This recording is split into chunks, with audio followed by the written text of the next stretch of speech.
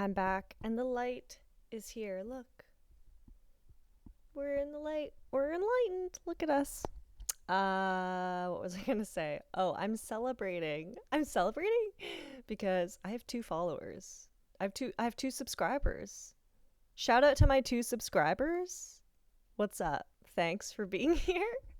I'm gonna look back on this video when I have 2 million subscribers and laugh and also be grateful. So, let's talk about awakening, okay? I think that's what I'm supposed to do, and we're gonna see how this goes. I mean, we're always constantly evolving as humans.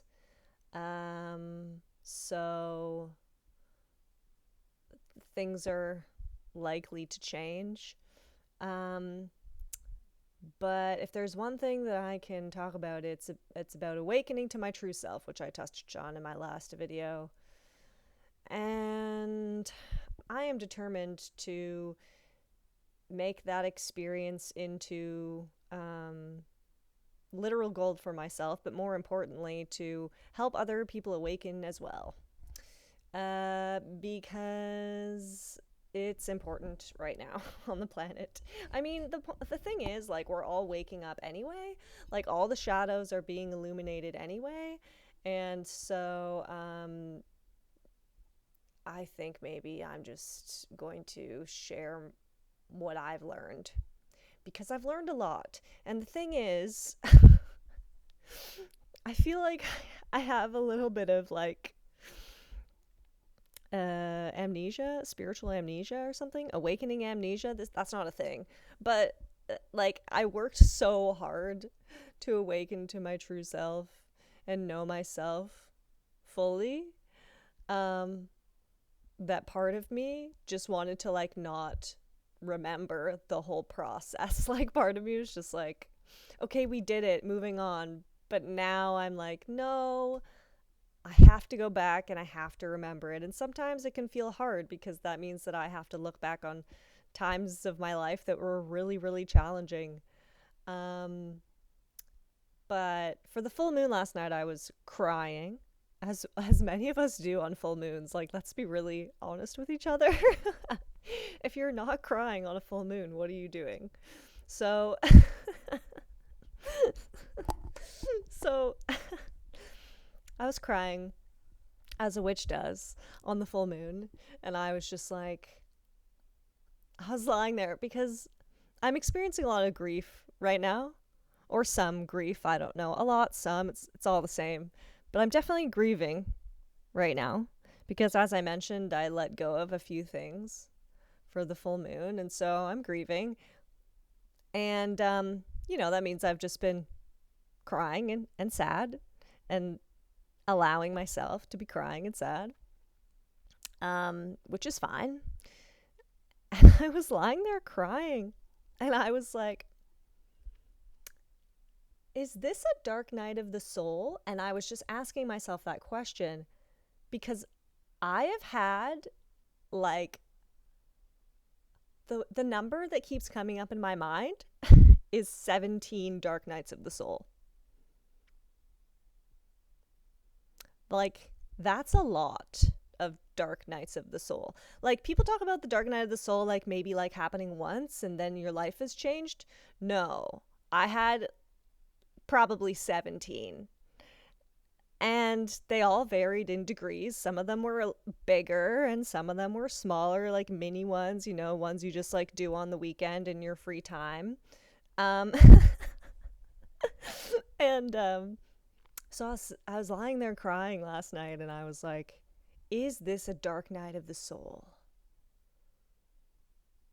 And I don't know yet. I don't think it is necessarily. It's definitely a transformation. I could literally feel myself transforming as I was laying there. It was like, it's so hard to explain. It was like an alchemical feeling. But even just asking myself, is this a dark night of the soul? It made me remember that I have had so many dark nights of the soul. And I like kind of just like put them behind me, as one likes to do, because those were really hard times. Like, I almost didn't make it out alive from some of those dark nights of the soul, but I did, and I'm here, and I'm queer. And so I think there's probably been a resistance in me to talk about those dark nights of the soul because they're really hard. They're really hard. Um, but I hope now I can look back on them and share about them from a place of lightness, because it's not that they were bad. I mean, they were challenging, but they all served me because through every dark night of the soul, I was given a piece of myself, of my true self, that I had lost through the challenging trauma or life experience that caused me to dissociate from that part of myself. So, this will be a fun roller coaster. I honestly, I'm not gonna lie, my memory is not great. Luckily, I'm a photographer and I have taken pictures over the years so I can jog my memory of some things. I also have this box that's full of notes that I've made over the years, and I think I'm going to use that as a prompt thing and just pick out notes and see what I have to say, and hopefully they will help to remind me of like the wisdom that came from having 17 dark nights of the soul. And like, I don't know why the number 17 keeps coming up. I'm like, okay, do I need to like count and recount the 17 dark nights of the soul? I think I do, because I think it can help other people. And I can feel it in my body right now. My body is like, we're not going back there. And I'm like, no, we're not going back there. But we are going to honor what we've been through. Because if I don't do that, then how am I going to move on? And hey, maybe it can help you. Maybe it can help you. I would love that if it could help you. So if it's helping you, you can let me know. But we're in for a ride here because like I said, I'm a clumsy witch, and some ridiculous stuff has happened to me, and I don't remember it in this moment, but it's just how I exist, honestly. So hopefully we can find some funny stuff.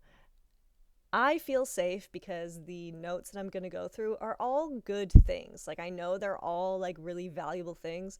And I know this because on multiple occasions, I took all of the really challenging journal entries and burned them. Like, which I was thinking about the other day, and I was like, was that a bad idea? Because I probably could have used that for context for like, telling the story and helping others. But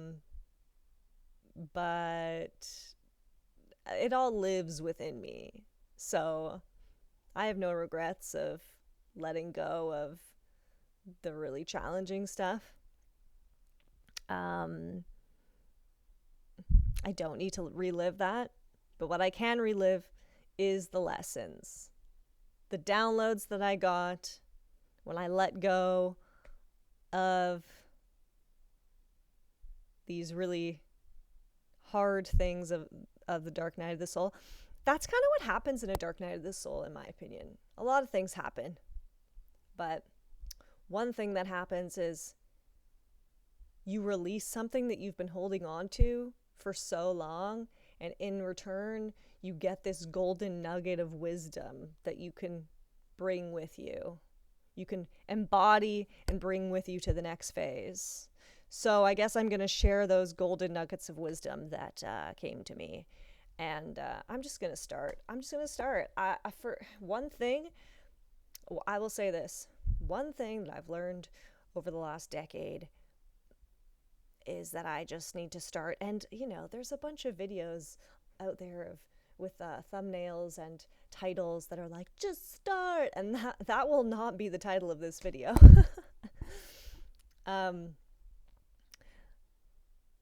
But for me, like, I've always been like, okay, what's my plan? What is exactly the structure of my plan? And I've made a rough structure of my plan.